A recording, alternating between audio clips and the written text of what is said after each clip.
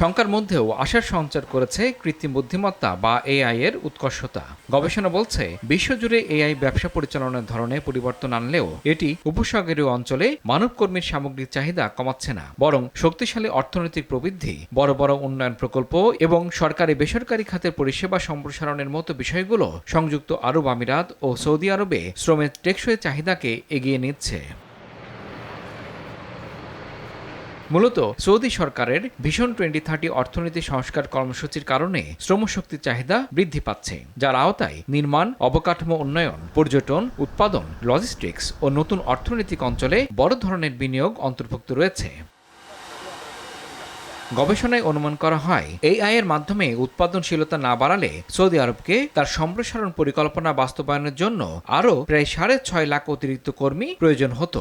এমনকি স্বয়ংক্রিয় ব্যবস্থা বিবেচনায় নেওয়ার পরও এটা ধারণা করা হচ্ছে আগামী বছরগুলোতে দেশটিতে উল্লেখযোগ্য শ্রম ঘাটতির মুখে পড়তে হতে পারে। আর সংযুক্ত আরব আমিরাতে শ্রমশক্তির চাহিদা আরও দ্রুত গতিতে বাড়বে বলে ধারণা করা হচ্ছে। গবেষণা প্রতিবেদন অনুসারে 2030 সালের মধ্যে সংযুক্ত আরব আমিরাতের মোট শ্রমশক্তি 12.1% বৃদ্ধি পেতে পারে, যা সমীক্ষায় অন্তর্ভুক্ত দেশগুলোর মধ্যে এটিকে অন্যতম দ্রুত বর্ধনশীল শ্রম বাজারে পরিণত করছে।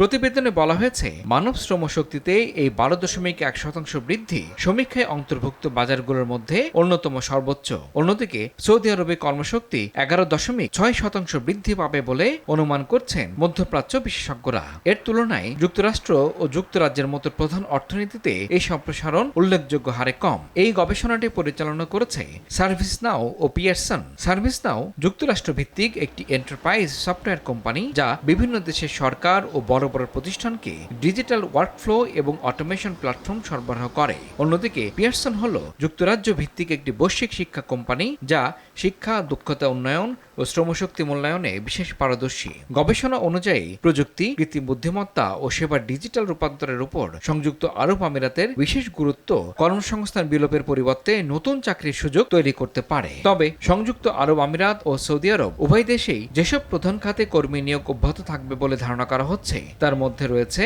নির্মাণ, পরিবহন, লজিস্টিক্স, স্বাস্থ্যসেবা, আতিথেয়তা, খুচরা বিপণন, শিক্ষা, জ্বালানি, আর্থিক সেবা এবং তথ্য প্রযুক্তির মতো খাত।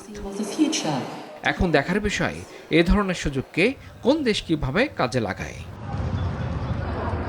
ইমরুল হাসান, RTV।